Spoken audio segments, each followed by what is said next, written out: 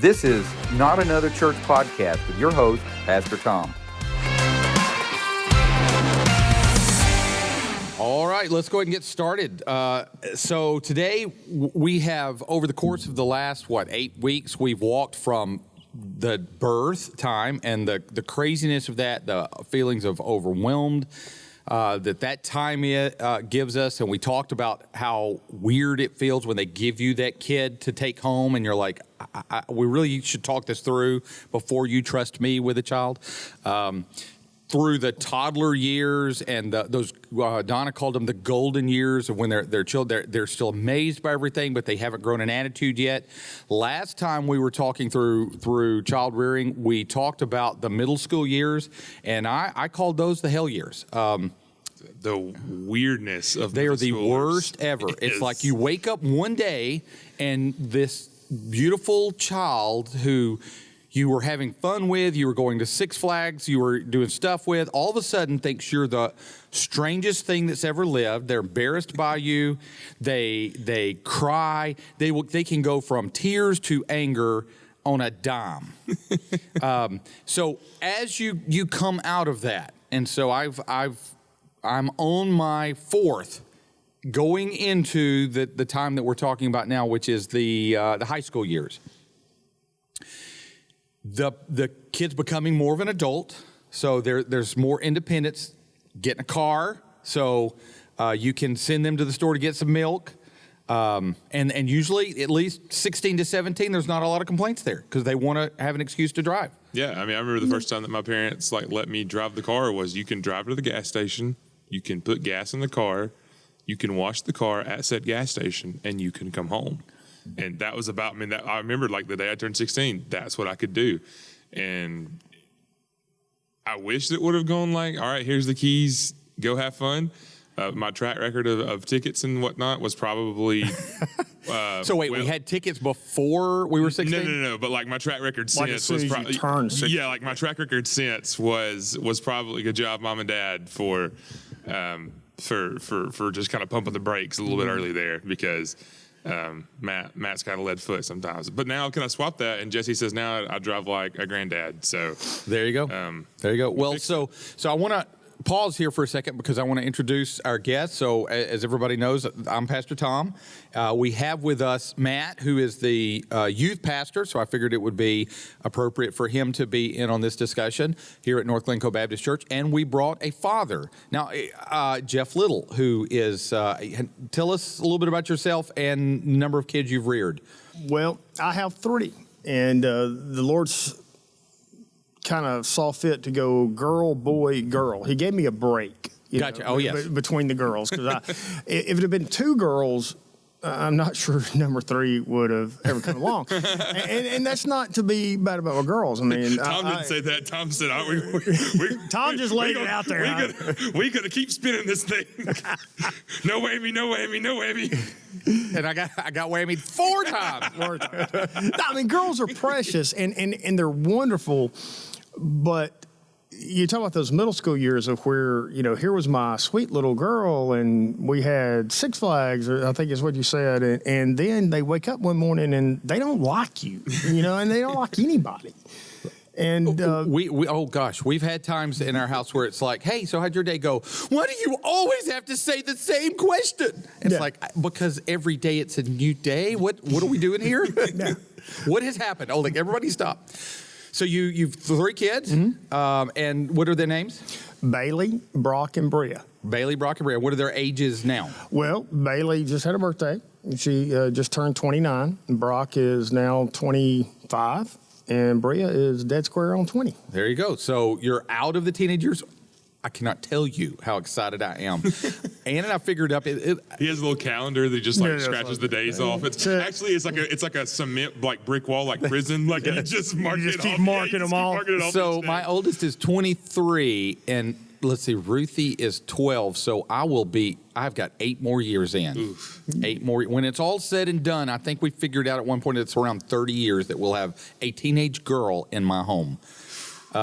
Okay, so what we normally have done with each age group is first taken the good, the bad, and the ugly. So let's take the good first. Mm-hmm. During the high school years, what are some of the good stuff? I mean, there's a ton of good stuff. I mean, because as you said, you're seeing them grow from a child to a teenager, which is not far from adulthood.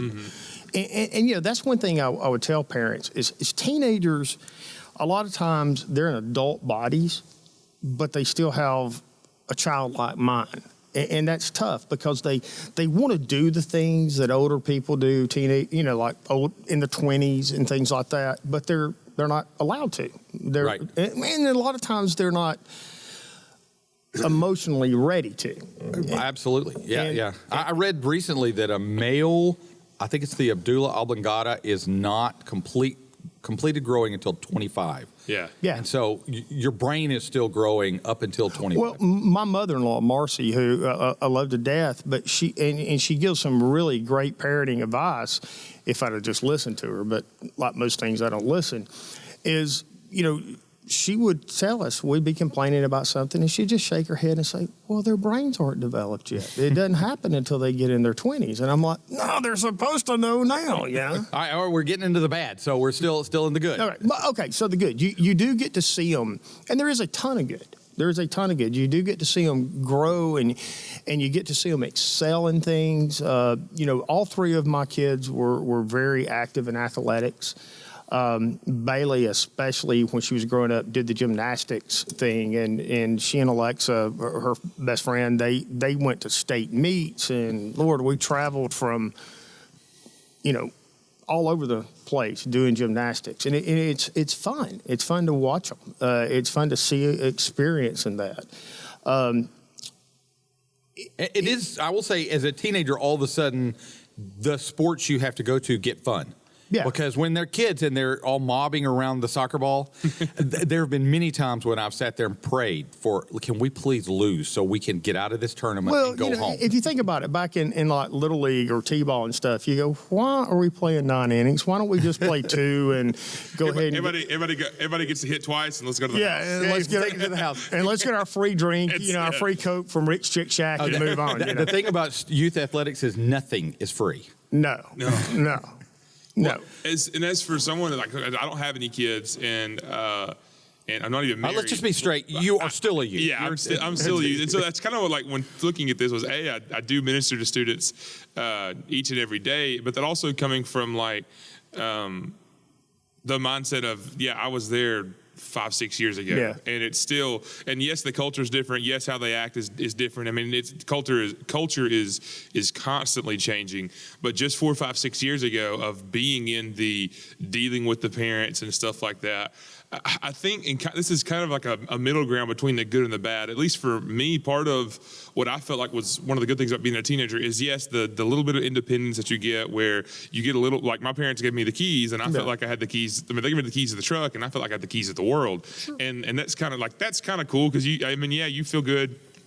You feel grown up, you feel independent, and that's good to have because you get to learn with those things. But also, like, the times where I would fail and not immediately would understand, but seeing, like, maybe down the road of at 18, something that I did stupid at 16 is like, okay, I can kind of see that was dumb. That was really dumb. And I could definitely see, like, from my parents being able to see, okay, hey, he's learning. He's failing and he's being stupid as teenagers are. Sure. You're being stupid, but at the same time, as they grow, as they develop, they're learning. And it was also really funny to me that as growing as a teenager, I would look at, like, my younger sister or even my older brother's like, yeah, that was dumb. You were stupid. No. And so it's right. like, it was like, oh, now I know what stupid is. Mainly because I'm also stupid. Well, and I think one of the toughest things is, like Tom said, when they first give you that first child, you know, there's not a parent alive that knows what they're doing. Yeah. Okay. And any parent that says, I've got this on their number one, you are lying to yourself because you don't have this. Okay. Right.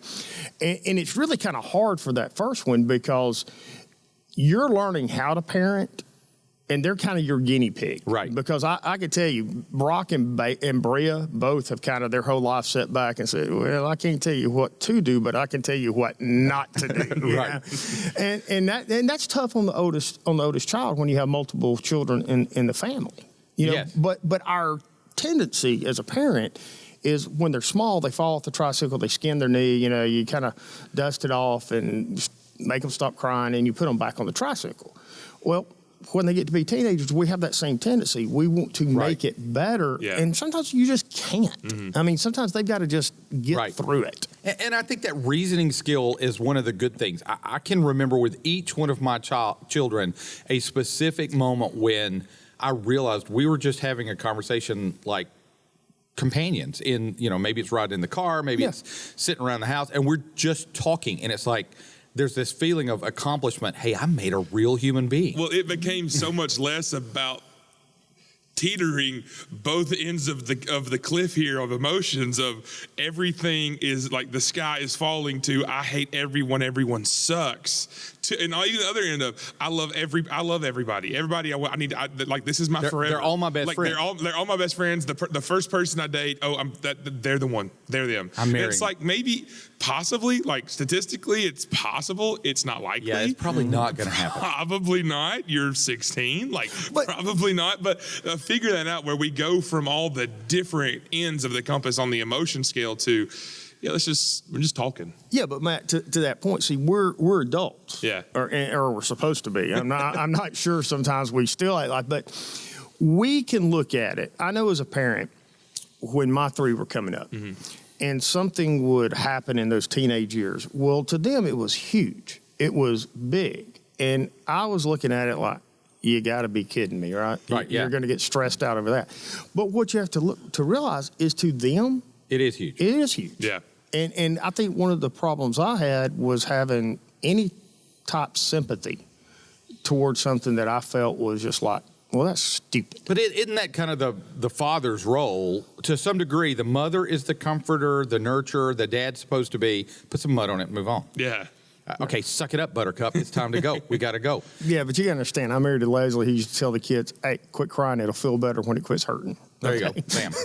So part of the good is they're developing reasoning skills. They're becoming their own person. Yeah. You can start to see personality, and you've already seen that to some degree. But now that shell of personality and who they are is starting to get flavor. Well, and from a faith standpoint, I think one of an awesome thing that I see develop even like in doing ministry from, which is they're not my kids, but they are kids that I love and that I minister to. And so to see them develop spiritually from a middle schooler who, again, is just teetering the edge of all reality here to in high school, it's like, now I can now in a ministry that's done well and you have good leaders, you now can have high schoolers who know what they know spiritually. And what I mean by that is like they know what they believe, why they believe it, and they live that out. And them start to develop that and them flesh out and live what it means to be a believer in their schools, in their homes, in their life. And so then mixed with that logic and reasoning, you can see them spiritually develop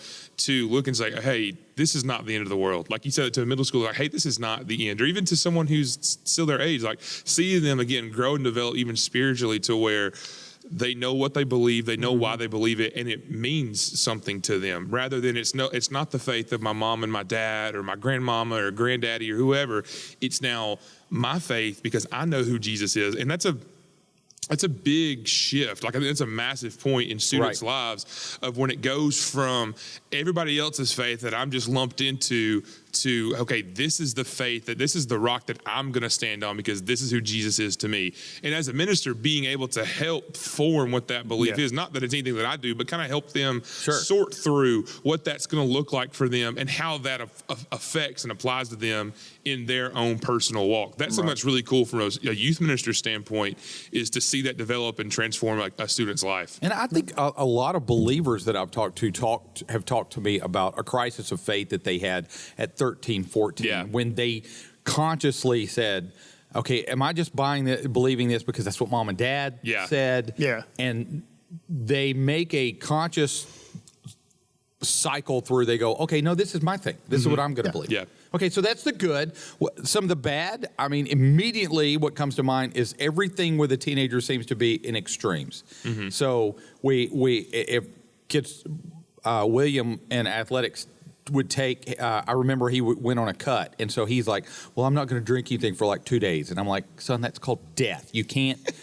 And, he's got posters up in his wall, give it all you've got. I'm like, yeah, but not drinking anything for 2 days is not. And you deal with the kids who just are stupid. They go out and they just get absolutely throw up drunk because it's the first couple of times they've experienced alcohol, and they just take it to way over here to extremes, and everything seems to be all or nothing. Everything seems to be black or white. There's no concept of nuance. Either, I see the guys, while I was voting, there was some teenage kid that was driving up and down the road with the Trump Make America Great flag, the American flag, and he had this country song but blaring as he drove up and down. Couldn't come in the polling place, but he was going to take it to that outer edge. He was going to take it to the outer edge. There. And at the same time, I've heard some of our teenagers here in the church saying things like, "How could you vote for Trump because he's like a rapist and he's a blah blah blah," and they all everything that they've seen on it, and everything's black and white. There is no nuanced concept. So that's one of the bad things, and it's hard to help a kid through that because everything seems to need a category. Yeah. So that's one of the ugly. What's some of the other ugly, the bad and ugly? On that, and I think it's, you always hear, well, it's different this time, or it's harder in this generation. I will say, I think social media makes things even more extreme for teenagers now. Sure.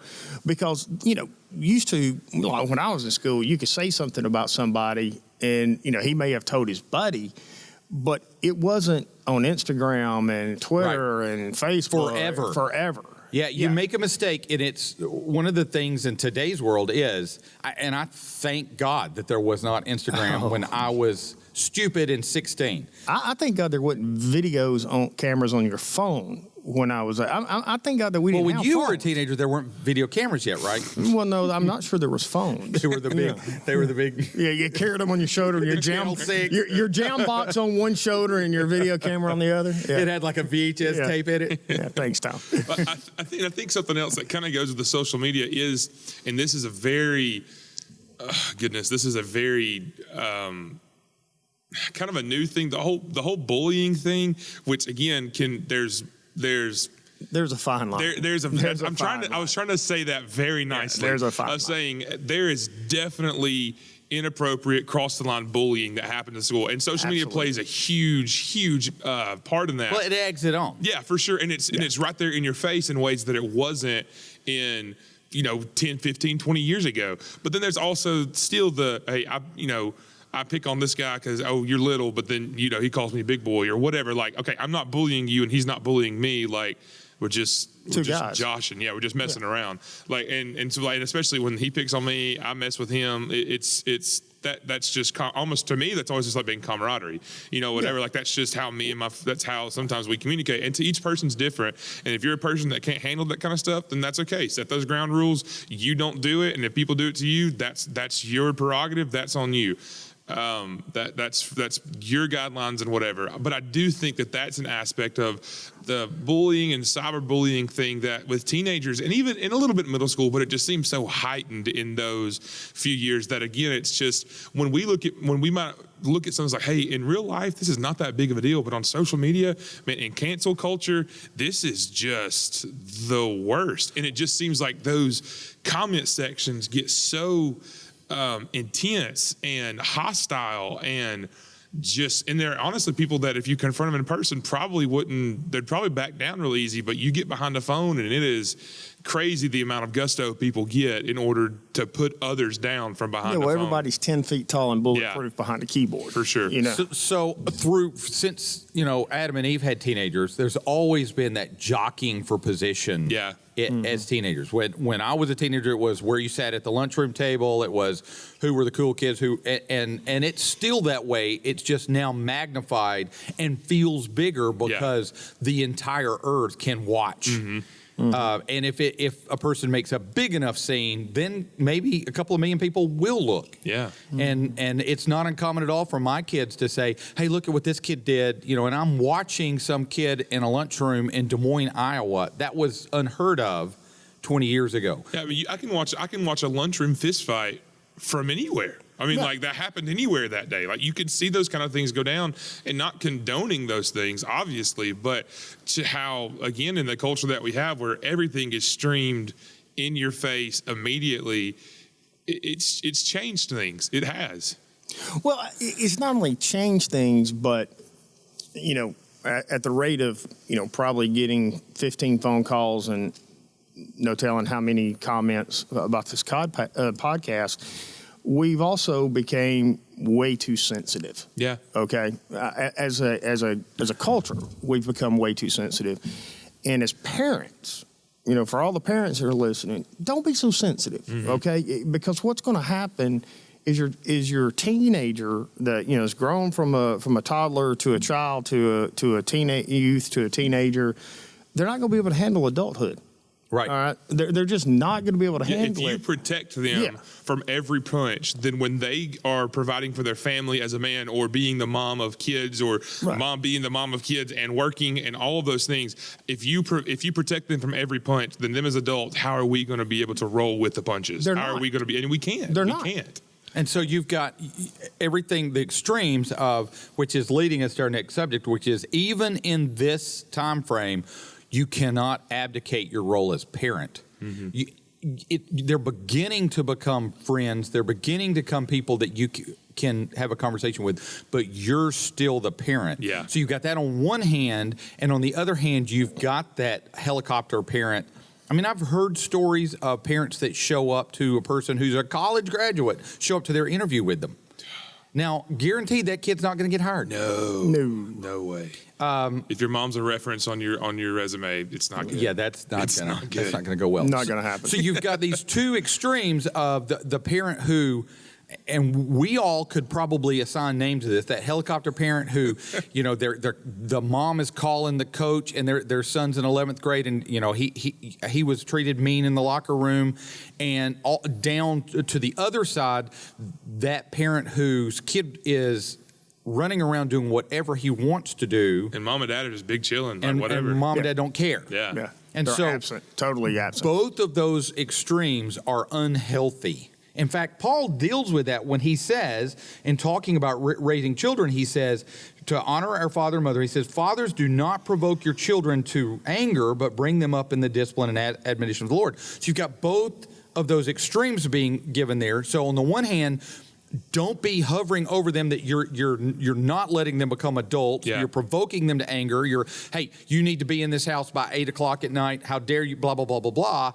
But also, you need to be bringing them up in the nurture and admonition of the Lord. You've got to still be the parent. Right. And so let's talk a little bit about how the parents who are watching this can achieve that balance.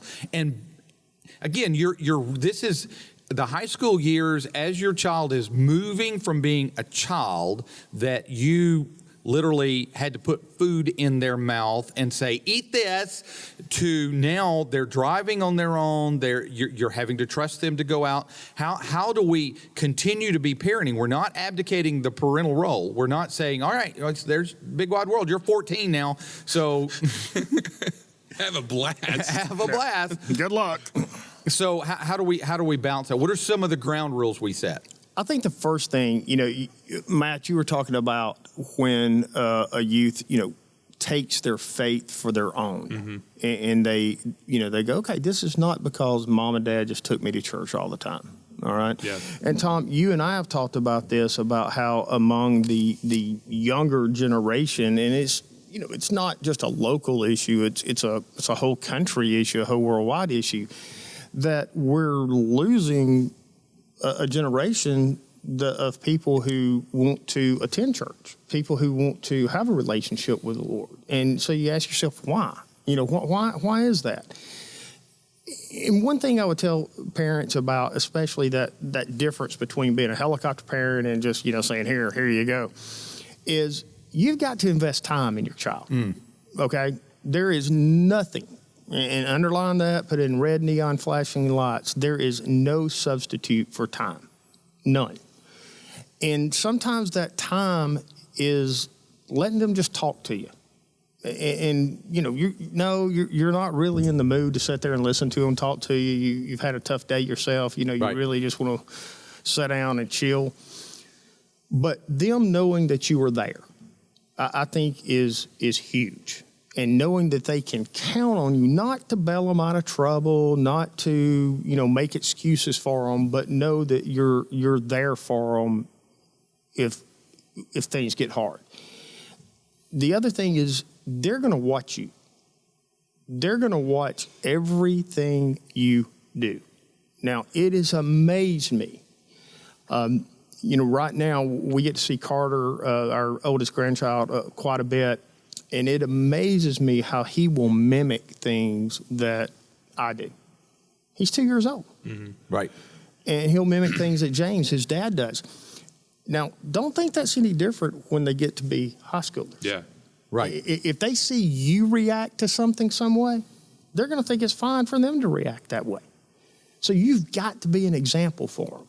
And I think part of that is kind of, again, a balance of being a helicopter parent and just letting them go do whatever they want to, is that whole being real with them. And what I mean by that is, okay, so the parents are supposed to see the kid at their worst. Like, that's how it works. My mom and dad are supposed to know how bad I am, all what my sin tendencies are, all the bad things that I do, all the trouble that I've got in. That's how it's supposed to work. But when that's flipped, and when a high schooler or a 15, 16, 17-year-old, 18-year-old see the mom and dad screw up, I think part of that is using that as, hey, yes, I'm the parent. Yes, that is the role that I hold that is going to be respected in this house.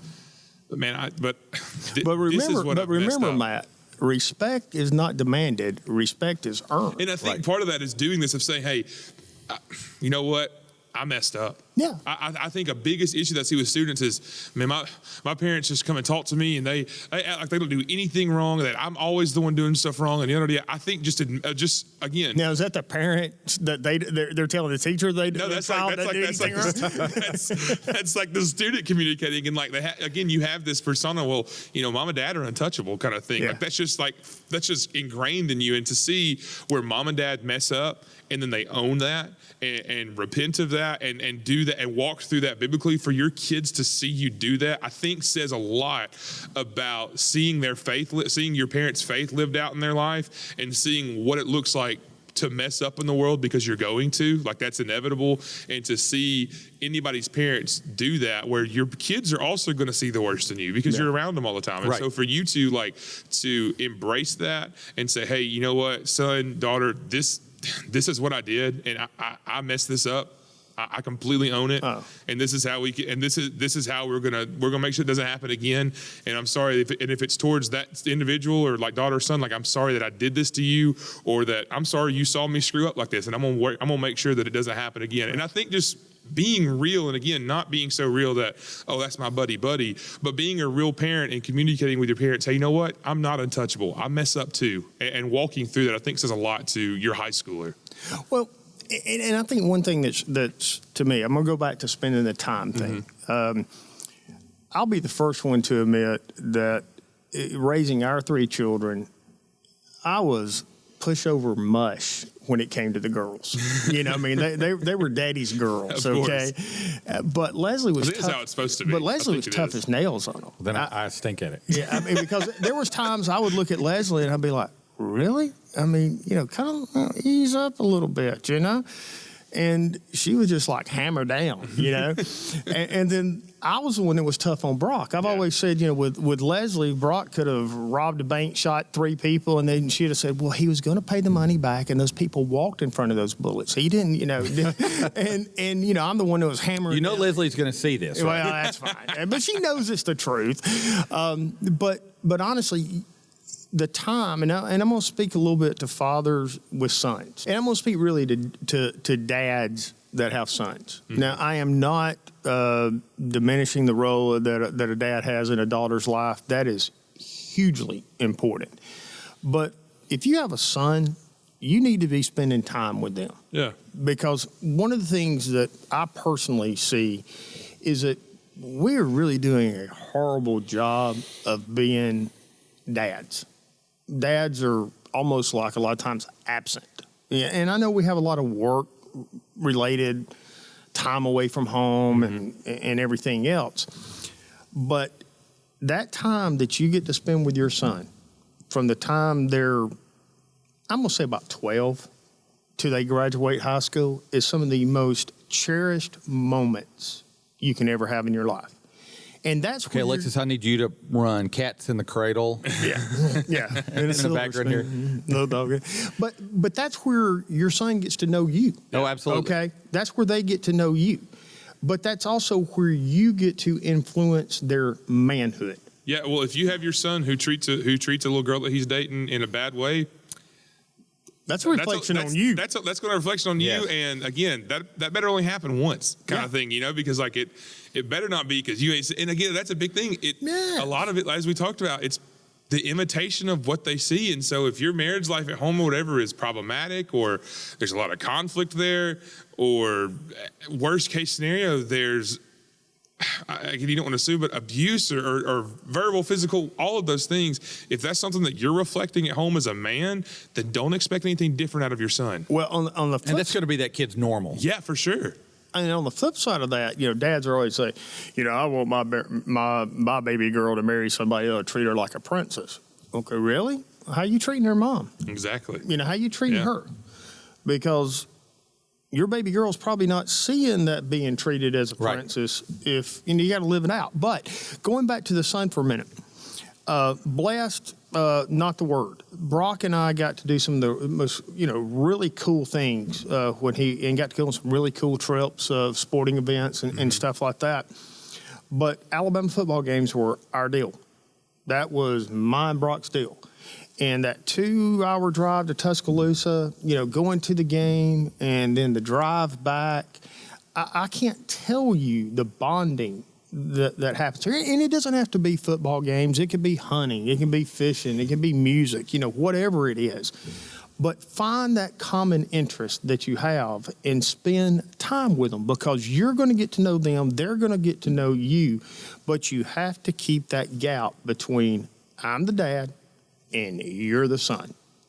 Absolutely. And so there has to be a balance there. But we said when we were talking about the children time, take the time to enjoy that phase of life. Yeah. Because a lot of times what happens in that child, when your kids are kids, is you're so busy making sure they don't die, that and making sure that they're fed and making sure that there's money to pay for the house and everything, that you miss just enjoying that time. It's a very precious time. The same thing is applicable when they're teenagers. I mean, some of my fondest memories of my kids were, you alluded to this when we were talking about bullying, but men's love language typically is sarcasm. Yeah.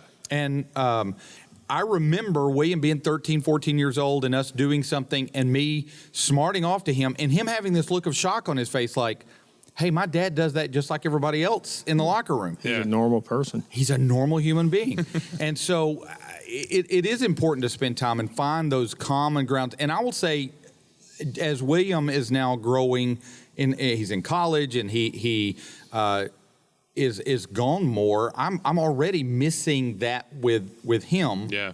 And with girls, Absolutely. you need to do the same thing. It's going to be different for girls, but with when they're kids, your daughters, you can do things like the daddy-daughter dance. I always tried with each one of my girls to periodically, when they were young, to take them on dates so they would know how a man was supposed to Yeah, treat I mean, them. you should never have your daughter as a father or as just a parent in general. Like, your daughter should never have any question. Well, I wonder how I should be treated. That shouldn't be a thing. It should not. That shouldn't even be a question. Right. So when they get to the teenage years, well, first of all, when they hit the middle school years, all of a sudden that's not cool anymore. Going to No, the daddy-daughter no. dance and doing the electric slide, no, we're not doing that. So you've got to find other places. And so one of the things that I've done with my daughters in these teenage years is I never wanted them to be in any area, but I didn't want them to be the helpless woman. And so we would take a Saturday and I would teach that daughter how to change the oil in the car. I would teach them how to change the spark plugs in the car, how to change a tire, how to check your air pressure. I remember that I tried to teach Molly what all the fluids were, and then not too long ago, I checked the oil in her car, and it had none. And I'm like, why aren't you checking the oil? I showed you how to do this. And she's like, well, I'm supposed to do that all the time? I'm like, we've had this conversation. But time it is super important. That's how you're going to invest. And if you take the time to spend time, you'll learn that this is the time when all those things that we said are the good, they can reason now. You can actually hold a conversation with them. Mm-hmm. They're going to respectfully disagree with you so that you can talk about things. It's not just going to be, so Daddy, why is the sky blue? And you answer them and they go, oh, okay, so the sky's blue because God crayoned it. Now they're going to say, no, it's not. That's something about light diffraction. And you can have these kind of discussions. Well, and when you're spending that time with them, it will amaze you how many subjects they'll bring up. Oh, absolutely. You know, if they've got something really bothering them, and it's that 2-hour drive to Tuscaloosa, or you're out there teaching them how to change the oil in the car, which I think is awesome that you take. But they'll go, hey, Dad, what about this? Yeah. And you go, well, now where did that come from? I didn't know that was on your mind.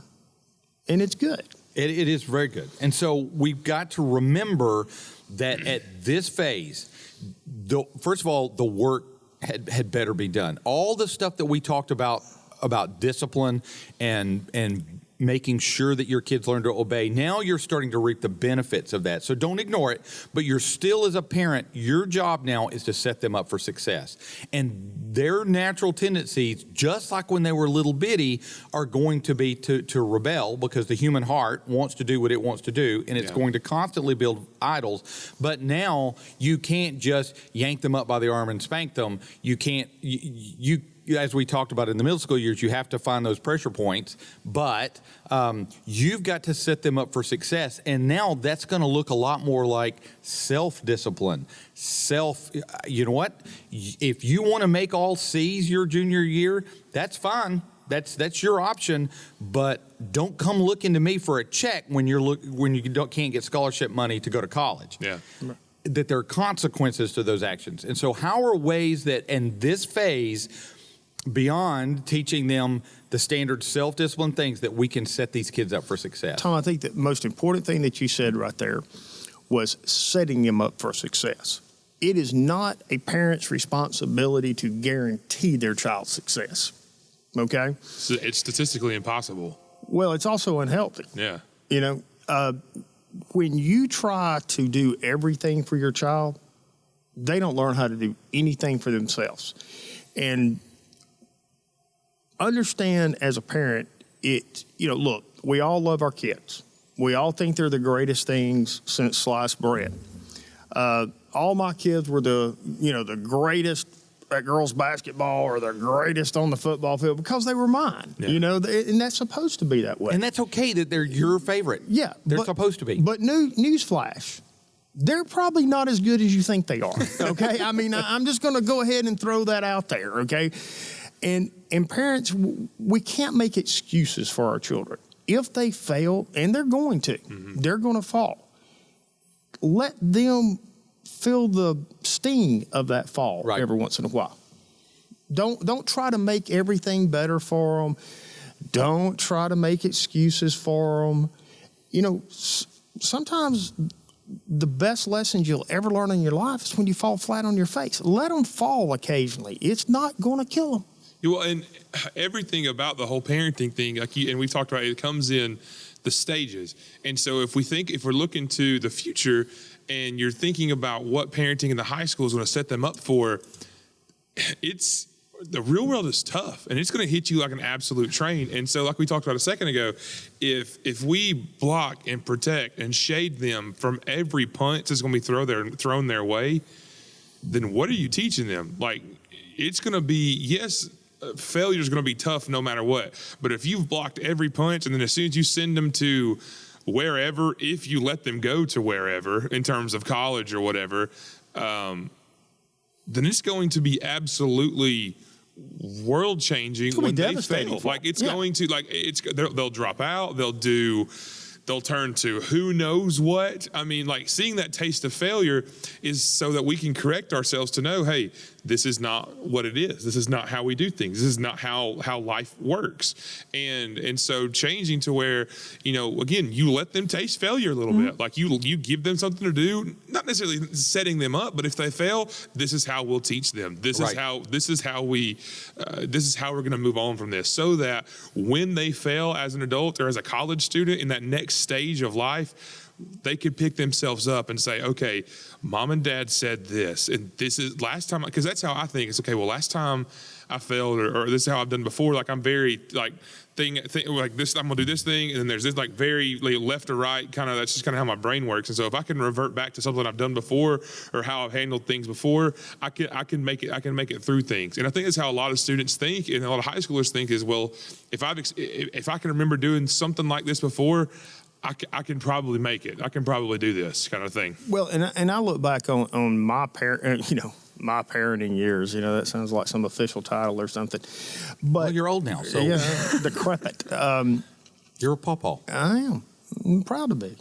But, one of the things, being that I have been there, done that, got the T-shirt, is, I love sports. Everybody knows I love sports. My kids played sports, is don't live your life through your child. Yeah, that was actually the next thing. Don't live your life through your child. Because Defining success can't be you looking for what would have made you cool, hip, and exciting, and then trying to push your kid to being that. Because let me just tell you, from a peer aspect, looking at students whose parents do that, it is not something that's not the kid that I look like. Matt, that's a cool cat. You coach, and we're glad to have Matt coach, and I've coached some in my life, and we all want our kids to be good. Mm-hmm. We all want our kids to excel or to do whatever, but you can make that your guide. If you're not careful, that can be the idol for sure. And I'm not talking about the kid making it their guide. Oh yeah, I'm talking about the parent making it their guide. Okay, and sometimes God has a real weird way of waking you up. Mm-hmm. I'll never forget going into Brock's senior year of football. Okay, this is it. This is a crescendo. We're going there. He and Bailey got a chance to go to Italy with the school, with Glencoe High School. And on the way over there, he develops this elongated swelling in his neck, and it stayed over there the whole time. They didn't know what it was. And so we get him, they come back from Italy, and we go to the doctor, and, they send him over to the hospital for an ultrasound, and we call to say, hey, did you get the results? And they go, yeah, you need to come back in. And nobody wants to hear that. No. And we walk in the doctor's office, and the doctor looks me dead square in the eye and said, Mr. Love, I'm afraid that your son may have lymphoma. Well, if you've got any air in your lungs, it's gone. Yeah. Sure. Okay. And the only prayer that I could utter at that moment was, dear Lord, please don't, punish the son for the sins of the father. I'm just, at this point, I'm bargaining. Okay. Sure. Absolutely. You reach that bargaining stage, right? Well, praise the Lord. 3 days later at Children's Hospital, it turned out to be nothing. They drained it. He was fine. Okay. And that was on July the 3rd. I remember it like it was yesterday. And on July the 4th, he comes up. I'm down there piddling on the car or the boat or something. And he said, hey, Dad, can Chance and I have a few dollars for some fireworks? They love to shoot fireworks. And I said, yeah, come on in. I'll give you a few bucks for it. And when he walked in for me to give him the money, I just broke down crying. Honestly, and he's looking at me like, what's wrong with you, Dad? Dad, Did you have a nervous breakdown? Just a few bucks for fireworks. I didn't know we were that broke. Goodness. and I remember I looked at him and I said, son, I'm sorry. I've pushed you in all the wrong things. I don't care if you ever put on another football helmet. I don't care if you ever dribble another basketball. The rest of our life is gravy, Well, he goes through senior, great year, and Coach called me a week or so after the season was over. He said, hey, I want you to stop by the office for a second. I've got you something. And so I walk in there, and he gave me a little something. I said, what's this for? He said, well, it's just a reminder. He said, because Brock had the best season he's ever had. I said, well, thank you. He said, you want to know why? I said, got a feeling you're going to tell me anyway. He said, because he quit playing for you, and he started playing for himself. So keep the main thing important. What you may think is the main thing is sometimes not the main thing to them. They need a dad. They don't need a friend. Right. Okay. Got plenty of those. They got plenty of those, and they don't need an excuse maker. They need a daddy. They need somebody that's going to lower the hammer when the hammer needs to be swung, but they need somebody to love up on them when things go tough at times. Being a dad is not just about throwing down the gauntlet all the time. A lot of times it's about being there for them when they need you as well. But the other thing that I would say is, parents, please realize your child is not perfect. Okay, my kids were not perfect. I wasn't perfect. Were you perfect, Tom? No. By no Are you sure Frank didn't think you were perfect? Oh, no. No. Okay, Matt, were you perfect? No, not at all. Okay, but it seems to me, and I'll let you two chime in on this, but are we now living in a time when all parents' children are perfect? Yeah, I mean, if you listen to the coaches and the teachers around this here, They're not. every child is perfect, according to their parents. Yeah, I was going to say via their parents. Via their the parents, coaches they're and perfect. The coaches Yeah. and teachers would have a very different opinion. Exactly. So I think that we come back to in that, and I've had experiences where there's kids who were high school seniors get in trouble with law enforcement, and the parents show up yelling at the police chief because you've harassed my baby, and I have a hard time hawing that in my mind. I can see Frank going in talking if you got in trouble with the police. Yes, Frank would not have brought it up with the police. In fact, the police may have been called to my house because there was a young child who had been skinned. Let me who was just hung say, from a tree. if I had ever been arrested, I would have begged them to let me stay in jail, Yeah. because going home to J. Little would not Whatever have been I a need good to option. do, whatever I need to do, so that parents Frank Harrison never knows this happened. Frank would have brought the paperwork to say, hey, you know what, y'all take him. Yeah. I'll go ahead. I'd have been begging to stay. I didn't want to go home with him. He told me several times, if you ever go to jail, don't call me. Yeah. So, but if we have to be careful how we define success, because if in our mind success is going to be my child's a millionaire, he's a doctor, he's all these things, then because that's what you defined as success, then you're setting your child up for failure. Yeah. Absolutely. And there, you know what? There some of our children, they're best equipped to be a welder. Some of our children are best equipped to be an electrician. They may not need to go to college. And by the way, those professions pay pretty well now. Oh, yeah, they're paying really well at this point. And there's not $100,000 worth of college debt. So, Yeah. but if your definition of success doesn't include a walk with Christ, you're failing as a parent. Absolutely. Absolutely. If your definition of success is they're a contributing member of society, they are doing a good job, they have a wife, they have 2.4 kids, and Sheepdog in a station wagon. it's cheap dog and station wagon, and they drive a nice car. If that's your definition of success, and you're not doing everything in your power to make sure that they have a relationship with Christ, even in these high school years, again, it looks different. You can't sit them in your lap and read from the Jesus story with the little red dog in it anymore. But you are still parenting. And it bothers me when I hear parents say, well, little Johnny didn't want to come to church, and he just wasn't feeling it He had a today." lot. I mean, he did a lot yesterday. He had a lot yesterday. Yeah. He did a lot. Had a lot on him. You know what? You don't do that for school. You don't say, get up Monday morning and say, hey, Johnny, do you feel like going to school today? So don't do that for church. Don't let other things, and I'm not saying don't go on vacation because you got to be at church every Sunday, because we're not making an idol out of church. We are saying that that child still needs your direction and guidance in their walk with Christ. But Tom, that's what we've talked about. They're going to watch what you do. Yeah. Absolutely. Okay.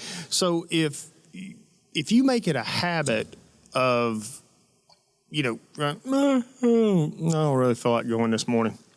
I think I'm We'll just watch the live stream. Yeah. Well, I've heard multiple people say, and I could identify with this, is that like right out of the womb, I had a drug problem. My parents were dragging me, like they drug me to church every time the doors were open, kind of thing. And I can identify with that because in our house, and again, a lot of the times my dad was on staff at said church, but it was not an option. No. It was not an option. Well, see, and that's the thing. I mean, if they see it's setting expectations, okay? I mean, if you want to go back to how do we help our children during these teenage years, if you want to set them up for success, set some expectations for them, okay? Set expectations. There are some children, here's a news flash, that are not going to make all A's. Okay. And so perhaps their expectation as a parent, your expectation shouldn't be all A's. Your expectation should be all A's and B's. All right. But don't lower those expectations just because you want them to hit it. Right. You know, make it challenging for them, but be realistic. You know, be realistic in what you expect out of them. And don't, Tom, you said it just a minute ago, don't make them feel like they're a failure if they don't go to med school. All right? You know, I used to tell mine all the time, be what you're called to be. If you think what you're called to be is a cotton candy salesman at the circus, then fine. Go be a cotton candy salesman at the circus. But be that because that's what you feel like you're called to be, not what that's because somebody just told you that's all you could be. And be a cotton candy salesman who lives their lives to the glory of Christ. Yeah, Absolutely. At the forefront of everything. And this is, and which we didn't touch on a ton, which is fine. But I think it's live. I guess just going back, it all just goes back to as the parent living that out in each and every stage of making sure that like in the relationship between husband and wife as the parents, like making sure that being the believer that God's called you to be, like putting the glory of God at the forefront of everything you do as a family, whether that's going to church, the interactions at your house, out at athletics event. Like if you act a fool in the stadium and you expect your kid to act differently in the classroom, why? Why would you do that if that's how you act? And I think all of it goes back to making sure that as parents, and even just believers in general, as someone who's not a parent, of making sure that if someone whom I love looks at me and says, you say all this, but how you live doesn't match that up. Nothing should be more cutting to us. Well, there probably are some things, but there should not be a lot more as a Christian that says you profess Christ, but your actions don't show that. I don't know what else cuts me deeper than that. You put that in Gene Little words, my mom, is that your actions speak so loud I can't hear what you say. Yeah. Okay. There you go. Nothing should cut us more than hearing that is you say all this, but how you act doesn't back that up. And so if your kid can say that, I really would.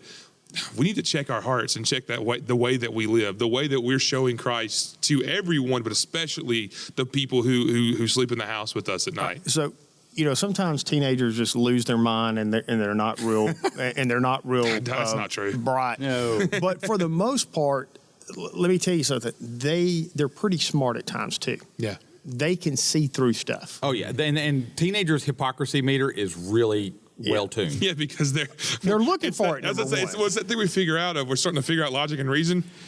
So we start with figuring out that logic and reason, and our sinfulness is more conniving and sneaky. And so we're also knowing, okay, this is how I would lie to get out of this. And so this is probably how they're lying to get out of this. Absolutely. But to your point, Matt, I mean, don't put this expectation level on your child that you don't expect to live yourself. Absolutely. Yeah. Yeah, don't claim, okay, we're going to be excellence if you're not bringing excellence to the table. Yeah. All right, so I think that we've touched on it. I mean, in an hour-long podcast, you can't go deep into the ocean of raising a teenager. But I hope this has helped, and I hope this equips you a little bit better in rearing teenagers. And again, if you have any questions or concerns, feel free to contact the church and go serve your King. This has been Not Another Church podcast with your host, Pastor Tom. Thanks for listening, and go serve your King.